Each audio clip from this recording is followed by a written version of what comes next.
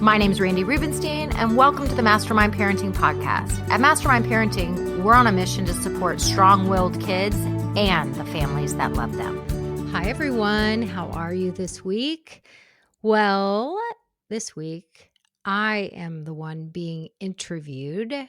I was recently interviewed on a podcast called The Art of Parenting, and we had a lovely conversation, and it's good for me. It's good for me to introduce myself to people who have never heard of Mastermind Parenting and to be asked questions like the NICE framework, like tell us about that. And so I kind of, lifted the curtain and talked about my tongue-in-cheek acronym of NICE. I was asked about what is a strong-willed child. So I defined what my definition is for a strong-willed child and really why I use that language. I talked about one of my favorite topics. If you've been listening for a while, performative parenting is not best parenting and why. I was asked, a question that I have heard asked on many other podcasts, but I've never been asked it. What would I tell my younger self? So be on the lookout for that. And we had a really nice conversation. So here is me on the Art of Parenting podcast, and I hope you enjoy it. So, Randi, I always like to get this started with asking my guest how they define the art of parenting. I do think parenting is an art because when I think about art, I think about creativity. I think about, if you were creating something like some kind of artistic project, we all know that the best art is when you are relaxed, you're not overthinking it. One of the things that I've been talking about a lot lately in my conversations on my podcast and with my members is there's a lot right now that I've noticed, and I think it's probably been going on for a while. I may have even contributed to it at some point that involves performative parenting, performative peopling. Just give me the script. Just give me the 3 tips. Just tell me what to do. Tell me what to say. And that is not artistic. It's like we can study parenting, and trust me, when I was a young parent, I was reading book after book after book, and I was a student of parenting. But as I grew what I call my pack leadership, and as I grew my confidence, and as I learned more about myself, including when I thought my kids were pushing my buttons, when I was triggered, when all of a sudden these words were coming out of my mouth that I was never going to say and things I was never going to do. I wasn't remembering all the things that I had read about in those moments. Right. And I started to realize there's a reparenting process that has to, like, I have stuff that is coming up. And as those leadership skills grew within me and my confidence grew, I think that, to me, that is the artistic part of parenting, when you start to feel freer to be who you naturally are. Right. And not performing and trying to prove that you're a certain kind of parent. Right. No, and I really like that, because it really, to me, it sounds like it's really about being in your flow, like letting you be reparented, learn from your children and such, but not, like you say, follow this, perfect manual. Because how many children do you have? 3. So probably 3 very different manuals that, you need to have and so forth. So it's really about being in, symbiosis with them and really letting that happen. So thank you for that. That was beautiful. What is your definition of a strong-willed child? I know for me, when parents come to me and say, I have a strong-willed child, I often say, well, that's wonderful, because that's somebody who knows what they want. Like, that's great. They're not going to, be walked all over. But sometimes it can be challenging. And so I'd love to, like, what is that definition for you when you say strong-willed child? For me, I use that definition because I think every parent loves their child. And when we use the word, it's like, and especially for women, many of us wish we could be stronger, wish we could speak up more, wish we knew how to have boundaries, right? Like, wish we knew how to stop saying yes to everything when we really want to say no. And so the strong-willed language, I think, is a way of identifying this is not a child that is just going to go along to get along. This is a kid with a lot of leadership energy, with a lot of opinions. And a strong will is not necessarily a bad thing. I think we can all agree that there's many positives to it. And when we have a kid that is showing up with this strong will and combating us on everything, and they're not cooperative, they're not, like we talked about at the beginning, when things feel artistic and we're calm in our bodies and it's organic and we're in flow, they are constricted, they are tight, they are defensive. So we don't want to squash their spirit, because I think we understand it's not such a bad thing to have a strong will. If you got a lot of leadership energy, that's a beautiful thing. And also, this is a family that deserves to get along and deserves to run smoothly and deserves to feel like a cohesive pack that is working together. And so I kind of use that language because I find that it's very different than if I were to say, if you've got a difficult kid, if you've got a challenging child, if you've, like, that almost feels like we're talking badly about our kids. Right. Okay. So it's a way of identifying we got something to figure out, but I also don't want to squash my child's spirit. Right. Which makes total sense. And thank you for that, because to me, I mean, it is a positive thing to have somebody, who knows what they want, and they're opinionated, and I think that's good. But it's true, sometimes it can be a little challenging. So yes, perfect. Yeah. And Randi, I would love if you could share with our listeners, our viewers, a little bit about your background and how you came to do the work that you're doing and mastermind parenting, excuse me, and how that all came about. Well, it was a happy accident. Okay. Let's just say that. Okay. I never planned on doing this. I never planned that I would still be passionate 26 years later to talk about parenting. My youngest child's about to go to college. So I'm entering in. I just heard somebody refer to this not as empty nesterhood, but as open doorhood.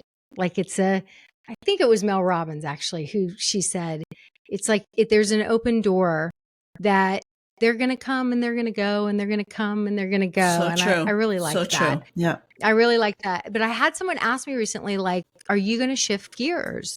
Because, like, does this feel relevant now that your kids are pretty much grown? And I said, I can't get enough of these conversations. Like, I could help, whether it's the parent of a teenager or the parent of, what was a conversation I just had about the 5-year-old who it's time for the 5-year-old to start eating in a much less picky way and to stop being bathed by mom, like it's time, like the child's in kindergarten, it's time to grow up a little bit. And I can't get enough of these conversations. I'm not 100% sure why I'm so passionate about it. All I know is that I gave birth to my first child at 27 years old. I wasn't really planning. I was married and got pregnant very quickly and wasn't trying. So I wasn't planning to be a mom at 27 years old. And then all of a sudden, here I was, and I was a mom. And he cried a lot, and he startled easily, and he wasn't easy at all. And I'm a problem solver. I put my head down. So that's when I started reading the books. I needed to read all the books. And my husband would say, who are you? What are you reading? And why are you acting like you're cramming for a semester final? Like, and I'm like, are you talking to me? I'm in the middle of something. Like I was obsessed. Yeah. And so obsessed. And really what I know now is that led to, then I took a parenting class when he was a little over 3 and I'd had another baby, with my husband.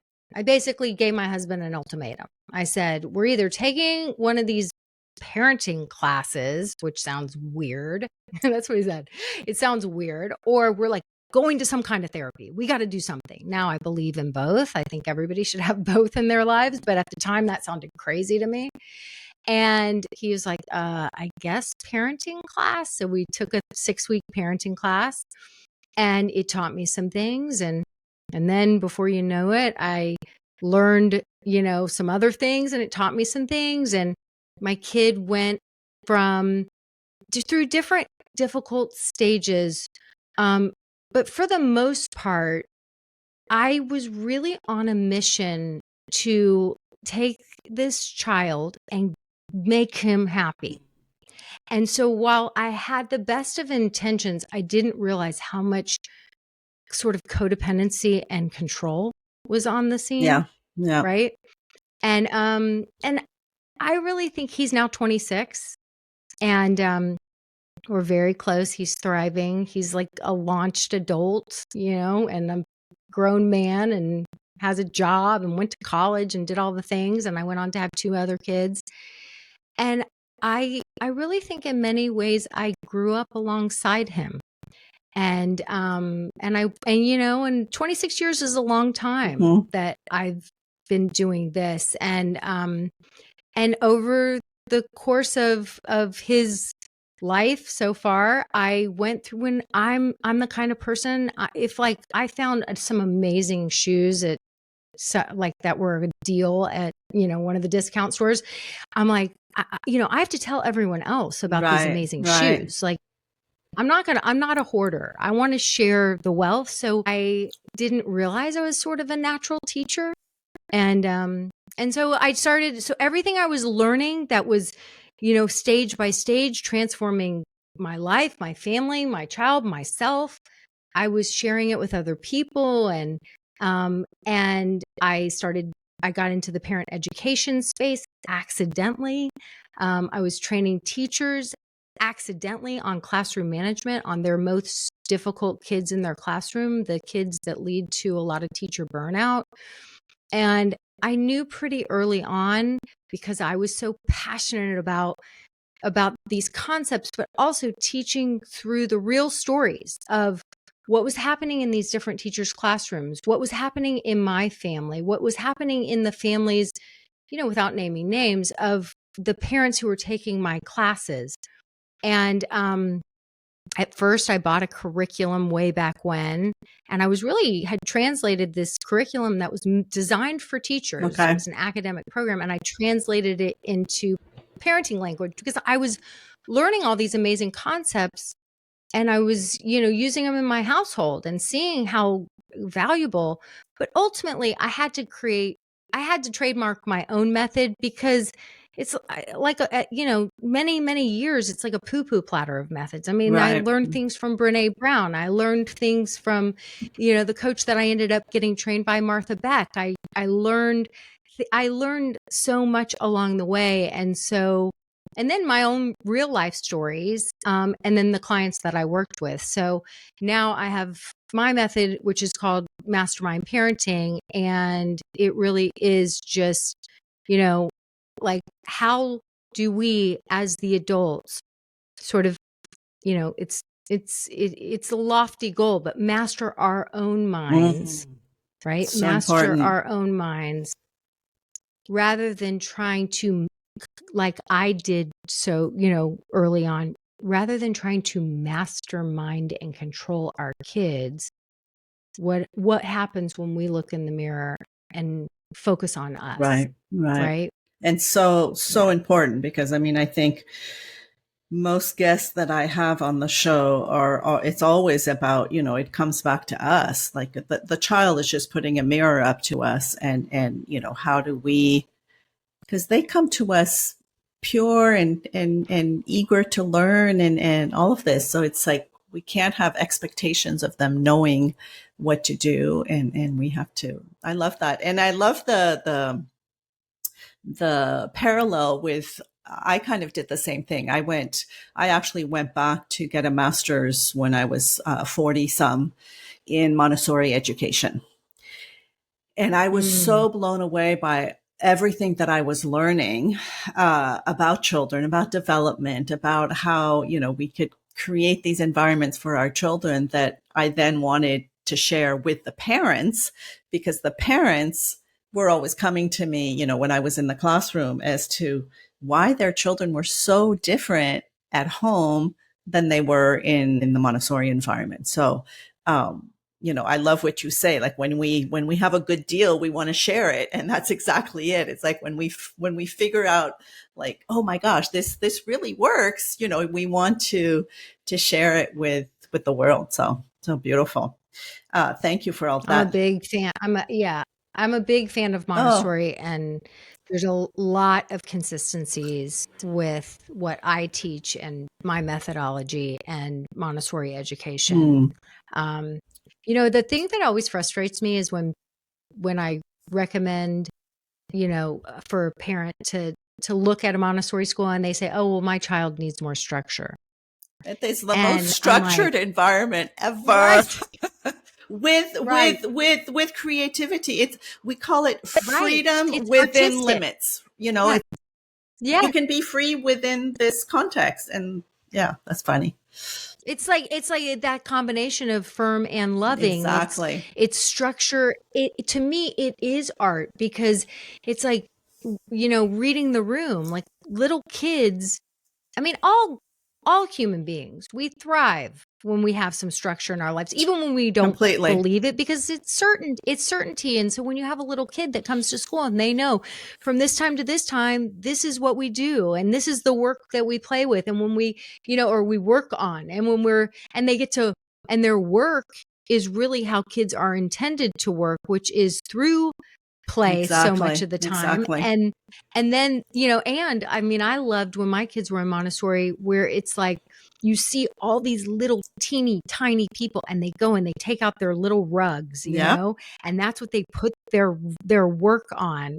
And I'm like, there's, it's so beautiful, because they're just so capable, and they get to feel so capable. Exactly. I loved that structure. Yeah. And it's a structure to me, and we'll stop there, but it's a structure around the kind of the natural self-discipline that I think we all develop if we're given the freedom to do so, right? That we're not being controlled, that we're just giving the boundaries and the guidance. And I mean, the classroom I had was just a delight, because it's true. When children are engaged in purposeful, intelligent work, they're happy, they're serene, they're generous, they're content, and it just, makes for wonderful days. So back to your method, mastermind parenting. I know you have kind of a framework that you call NICE. Would you be able to share just a little bit, kind of an overview of it to intrigue us as to what that's all about? Yeah. So when people come and work with me, they go through our foundational program. We call it our basics. Okay. And I teach them, I like acronyms, because I think acronyms are easy to remember. And I specifically like hokey acronyms, or tongue in cheek, because I think it helps the brain, because it's novel, it's creative, and it helps the brain to remember. So I came up with the NICE acronym for when people come to me, because everyone comes and they say, I was a strong-willed kid. How do I get them to, be more cooperative? How do I get them to listen to me? How do I get them to respect me more? How do I get them to stop being so difficult? Now, There's not lots of nice ways we sugarcoat that, Right. but it's really like once everyone feels comfortable, it's like, but why won't they listen? And they just won't. You know, a Right. lot of times I write about this, like if you have a kid that just won't, you ask them to do something and they're like, no, or they ignore you. Right. So it's the kid that just won't, the kid that seems defiant, the kid that just, and I'm like, well, we got to diagnose what the real issue is. So we're going to attack the situation like we're scientists. And this is our framework, right? Because you are the pack leader. You've got this little pack and you're the leader, and you're going to figure out, well, what's the real issue? Quite often people come and they think the real issue, and I think this kind of ties back to the Montessori thing, which is like, it's almost like I just got a toughie, you know, like I just got a hard kid. They just came out like this.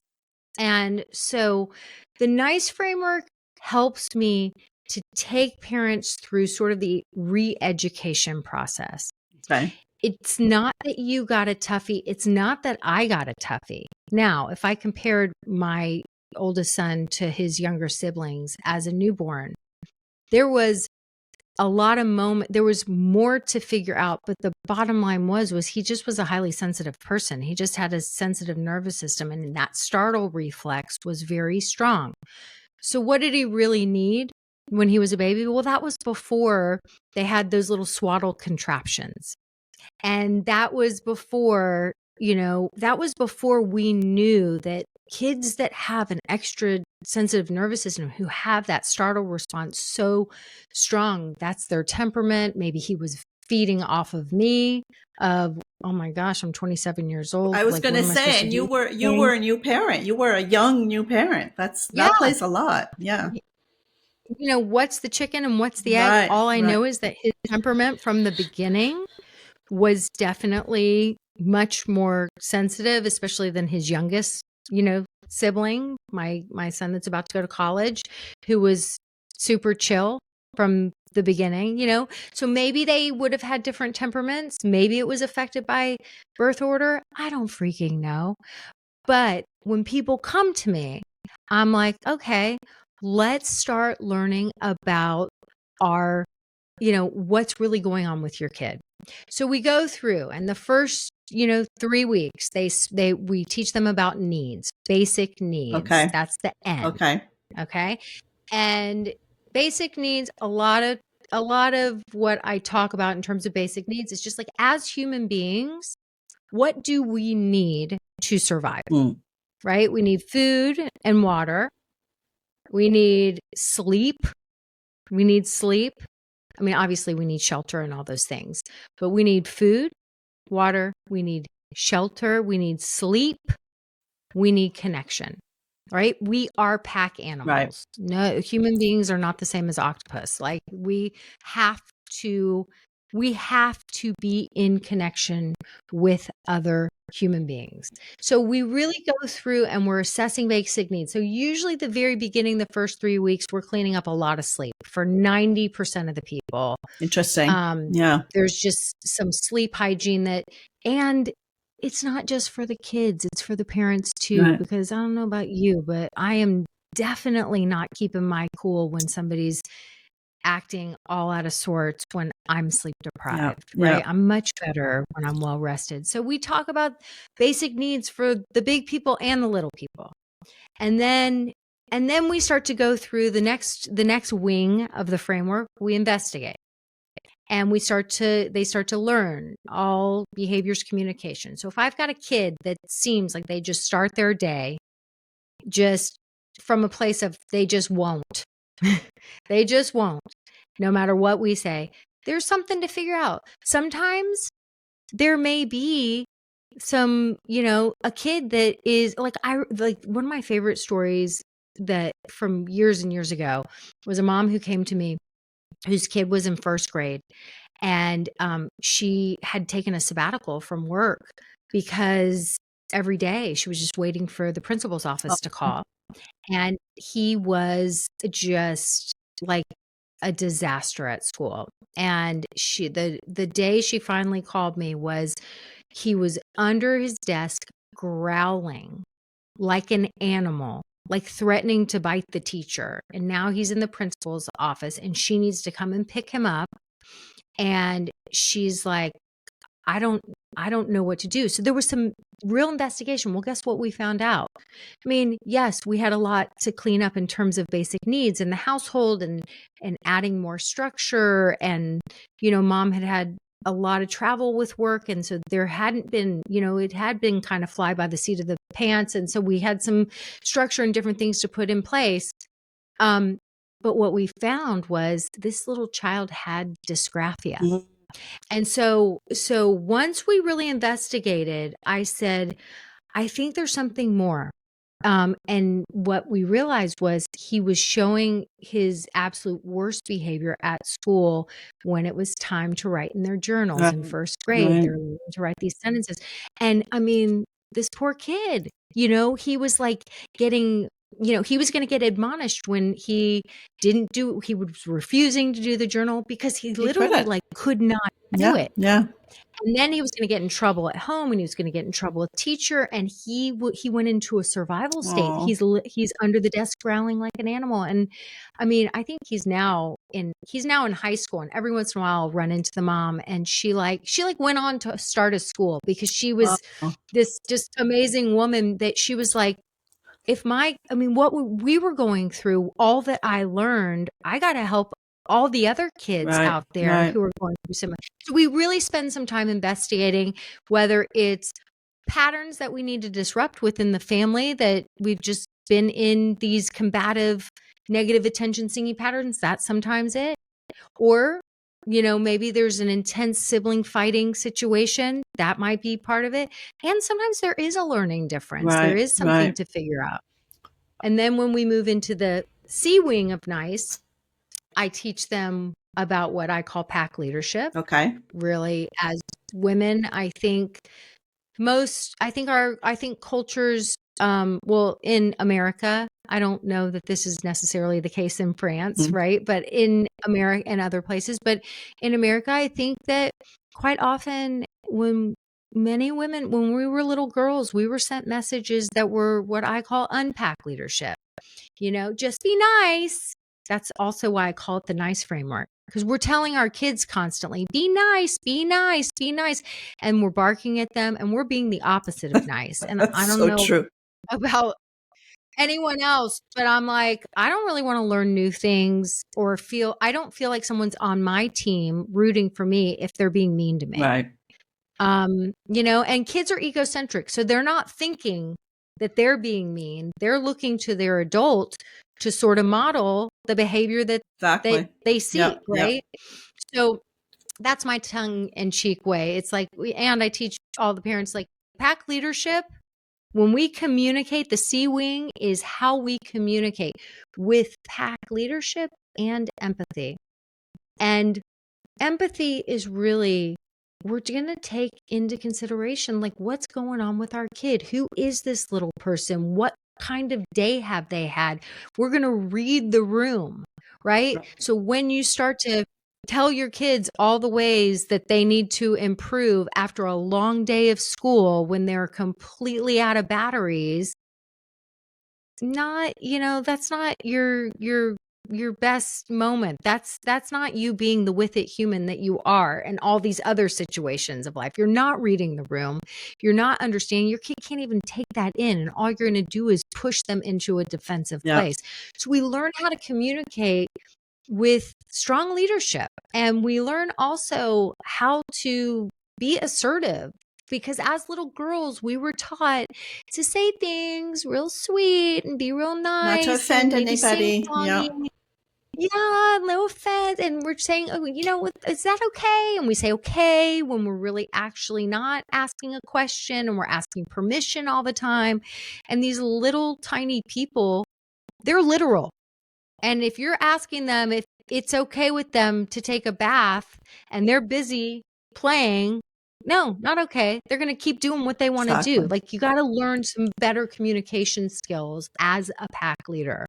So I teach them that. And then the last part of the NICE framework, we get to the part that everybody comes in asking me about, which is, when do we get to do the consequences? Like, they're all so happy that I'm not, I am not gentle parenting. I do believe that I think there's a lot of beautiful things about gentle parenting. And also somebody sent me a meme a few years ago that said, gentle parenting is for gentle kids. I'm raising a gangster. And I said, I do believe in consequences, but I believe in consequences the right way. And it is actually very rare that we have to get to consequences. When we assess basic needs, investigate behavior, communicate with pack leadership and empathy, if we have a recurring issue, like a kid who just keeps forgetting to bring their homework folder to school, or a kid that is having such a hard time getting off the screen when their allotted time is over, or a kid that is showing up with a lot of violence towards their sibling, or really any violence towards their sibling on a consistent basis. When we have a kid that will benefit from a consequence, then we enforce a consequence. But we go through a lot before we get to that point. And sometimes we do need a consequence, but we don't do it in a jerky way. There's a beautiful art to being a nice parent when you're enforcing a consequence. So all wonderful. I mean, I love that we, go through the basic needs, which I think is always so important. I know when I work with parents, I always talk about the universal needs of children and so forth. So that's very important. Investigate is kind of that observing, seeing what's going on and being aware, communicating as well. Enforce. So this is where I need a little bit more, I guess, guidance in that. Yeah. I am the mindset that consequences, I feel sometimes have been misused or misunderstood because they don't have anything to do with the actual situation. Sometimes, it's like, if you don't eat your spinach, we're not going to go to the park. It's like, what does that got to do with? So I'd love if we could understand a little bit more when you say enforcing consequences, like what does that really mean and how is that going to be helpful to the child? So the word enforce is a strong word, but to me, enforce is following through. Right. Which is hard. That's why I think so many parents find themselves, if you do that one more time, right. We're threatening. But when we're enforcing, we're just following through. We're just keeping our promises. We're just doing the thing that we said we were going to do. Right. Consequences, look, natural consequences are the best consequences. And the enforcing of consequences, when it was, let's say it's about the kid who's forgetting to bring their homework to school. Okay. And this has been a recurring issue. So we're always talking about what's the plan and what's the consequence out of the moment. Okay. We don't do it for the first time. The first time they and the C wing of my NICE framework is we communicate with pack leadership and empathy. Well, in that wing, I teach my productive conversation method. Okay. So when there's a recurring issue, right? We're scientists. We're going through this NICE framework. We've got this problem that we're trying to solve. Like my kid is forgetting to bring their homework folder to school or home from school or whatever it is. Okay. So here's the problem: forgetting the homework, not being responsible for the homework. We know it's a recurring issue. We're like, okay, is it a basic needs thing now? It's not. We're good. We're moving and grooving there. I've investigated the behavior. Yeah, maybe I've got a kid that's got, they've got shiny objects, like squirrel, and out of sight, out of mind, and they haven't developed those executive functioning skills yet. They just don't have a system yet for remembering to bring the homework home and taking the homework to school.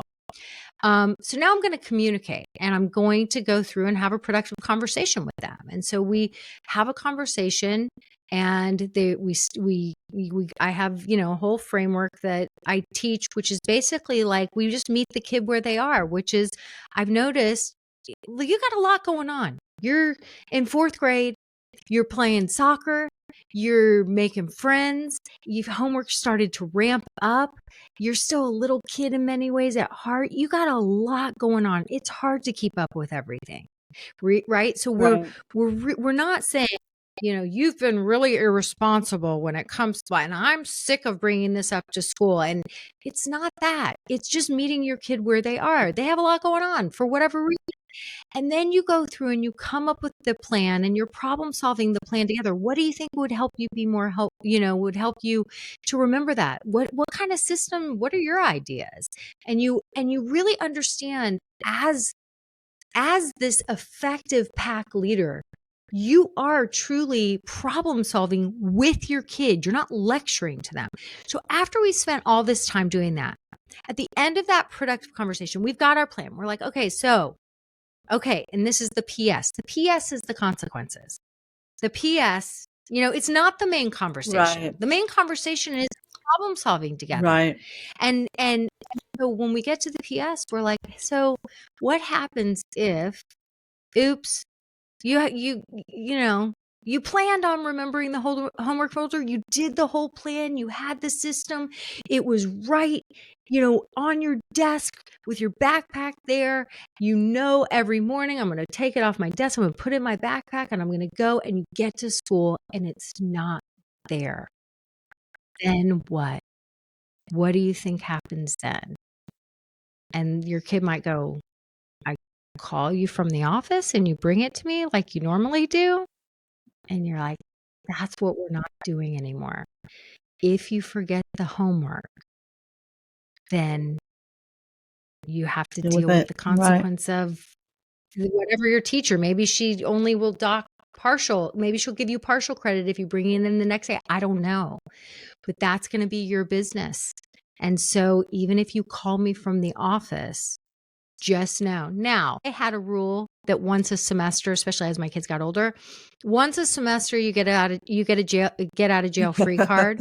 Yeah. Once a semester, one time. And so if they called me and they were like, I was like, okay, so are you using your one get out of jail free card for me to bring it up there? Because just know, is this assignment that important that you want to use that chip? And I've had kids that are like, no, no, she's just going to take 10 points off. I can bring it in tomorrow. Right.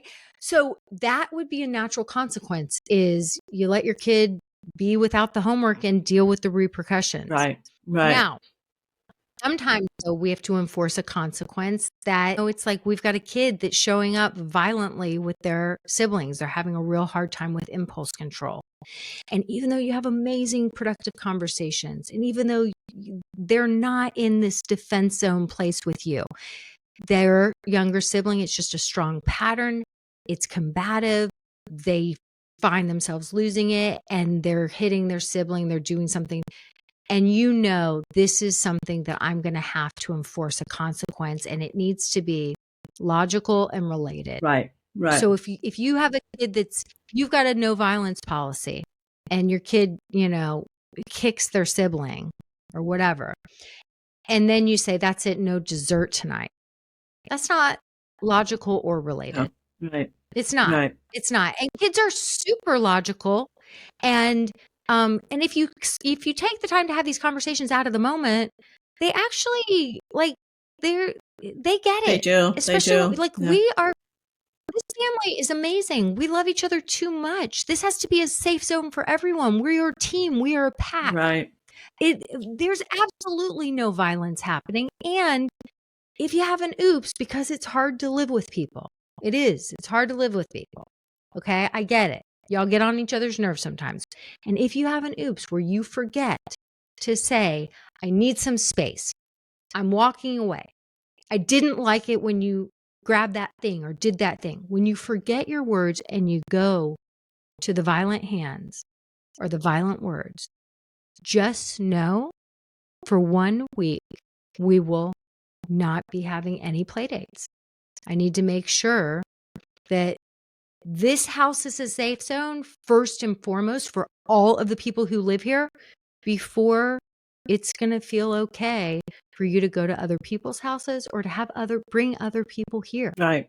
Right. This is a very important, I take this very seriously. Right. This family matters a lot, and it needs to feel safe for everyone. And that is relatable because it's about the behavior that, could be risky for other children. Yes. No, makes total sense. And it was, I was in agreement, but I was being kind of the devil's advocate for you to love because it. I often think that, there has to be consequences. And sometimes it's like, well, there's a natural consequence. The child forgets to take their lunch. Well, they're going to be hungry. They're going to have to ask for, to eat something out of somebody else or ask the teacher if she has extra snack. Like they'll figure it out. And I think that's also like life lessons of how to manage disappointments and so forth. This has been delightful. And I love what you've, from your experience and your learning, just put together something that is very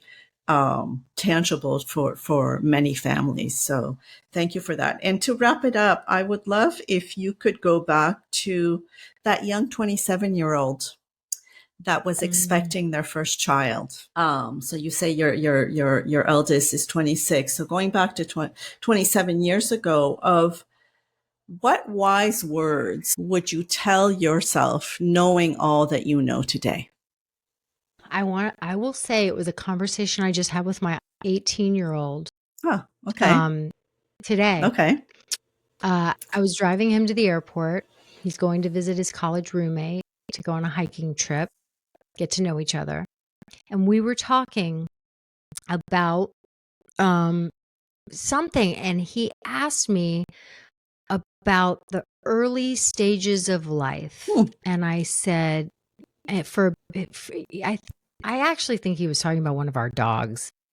And I said, so much happens during the early years of life, like the years that most of us don't remember, right? We do have a memory in our bodies, but we don't consciously remember. Mm-hmm. And I said, if there's anything I can impart on you, it is that one day when you have children, if you have a wife that you have children with,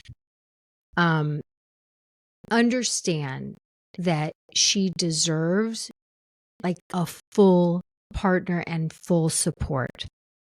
I said, because when I was, all those years ago, I said the difference between when I had you and when I had Alec, I said, by the time I had you, I was older and I knew some things and I knew I deserved support.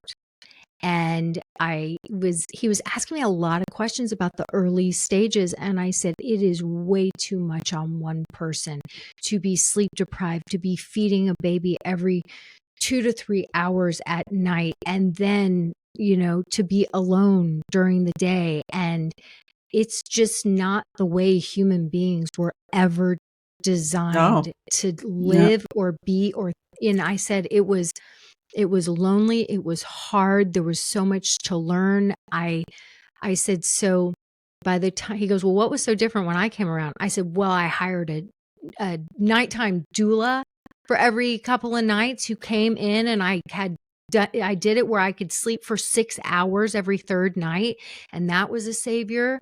And, I had a lot of help and support, and it wasn't all on me. And I said, and I just didn't know that I could have that when I had Alec. And I really felt alone a lot. And he was like, so like get the baby and I was like, yeah, like like realizing this is not all on the mom of the baby. You're going to be a dad one day, and this is your baby too. And so I would say I would have known that it was never supposed to be all on me, and me acting like, oh, this is just natural. This is just, my maternal instinct, and I can put up with scraps. Like I'm freaking exhausted, but I would have had the self-worth to advocate for way more support for myself. Wonderful. Thank you. So all of you listening who are maybe in the early stages of parenting or expecting, please, those are very, very important words of wisdom, because parenting was never meant to be done alone. So I love that. Thank you, Well, Randi. and I'll say this about it was interesting because my husband is wonderful, and he really is. And we've grown up together a lot during this whole process. And he said, well, why wasn't Dad more helpful? And I said, you know what? Both of us were raised in misogynistic households, and we didn't know yet what we didn't know. And now we know different. Yeah. Both of us know different. Yeah. No, and I will say that I'm also a birth doula, and I actually just spent 2 nights with a little infant the other night to give mom a break because she's a single mom. But I will say that I have witnessed a really beautiful evolution in parenting where the fathers of the babies are way, way more involved during the birth, during the newborn care, during pregnancy. And it's really beautiful to see. There is, you're raising sons that will know that down the road. So that's wonderful. Thank you, Randi. Randi, any parting words that you would like to leave our listeners and viewers with today? Like I said, that topic of performative parenting is very much on my mind. And I think with all of the, social media and how much time everyone spends on social media and all the clips and tips and while there is some really decent information, I want everyone to realize a big part of the art of parenting is that we are messy humans. And sometimes you're going to yell at your kids. Sometimes you're going to say things that you swore you weren't going to say. And I think breaking up with perfectionism and thinking, I knew better, I've been studying, and I'm really speaking to younger me too here. It's like, you get to be a human, and sometimes we're going to mess it all up, and we just get back on the horse the next day. Yeah. And and there's this beautiful thing we can repair by saying, well, that was scary. Did I scare you? I'm really sorry for doing that. Yeah. Come here. Can we hug it out too soon? Can we hug it out? Right? You can repair by owning it and just being an imperfect, messy human, and knowing that your kids are going to have lots of, especially if you've got a strong-willed one, they're going to have a lot of imperfect, messy human moments.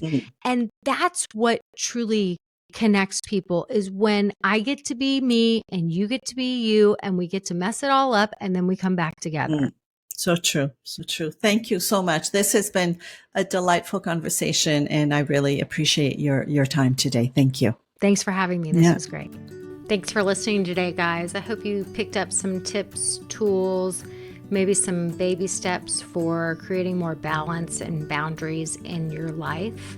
And I just wanted to let you know, if you want to continue moving the needle forward in creating this for yourself, having a happier household, I want you to go to my website and check out mastermindparenting.com. We have 3 beginning programs, and if you need some accountability and more support, then please look for the one that would be a good fit for you. And as always, we're on all the social channels under Mastermind Parenting. On Instagram, it's mastermind_parenting. And periodically I do pop up on different Instagram lives, Facebook lives, where I give you teaching and coaching, and I love engaging with you live to help you help your strong-willed kids so that they can feel better, because when they feel better, they do better. And I love, love, love getting to know you guys. So thanks for listening. If you like this podcast, please don't forget to subscribe, rate, and review. Super, super appreciative.